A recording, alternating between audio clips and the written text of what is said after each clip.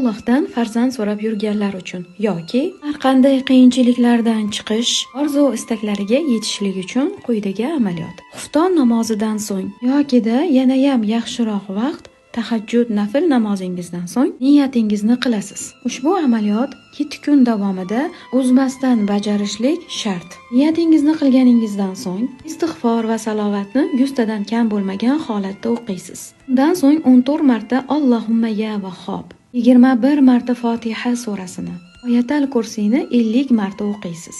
Ikkinchi kun xuddi shu vaqt, shu tartibda o'qishda davomiy bo'lasiz, faqat Oyatal Kursiyga kelganda 170 marta. Uchinchi kun xuddi shu tartibda Oyatal Kursiyga kelganda 220 marta. To'rtinchi kun 313 marta. Beshinchi kun 50 marta. Oltinchi kun 170 marta. Yettinchi kun 313 marta. Nimani niyat qilib boshlagan bo'lsangiz, o'sha narsani Oyatal Kursiy hurmati bilan so'rashingiz kerak bo'ladi. Bajarar ekansiz, shuni unutmang. Qur'on oyatlari tog'larni talqon qilishga qodir. Shunday ekan, chin ixlos ila eng go'zal suratda bajaring. Robbim deya ochilgan ushbu qo'llaringizni Alloh javobsiz qoldirmaydi. Inshaallohu taala.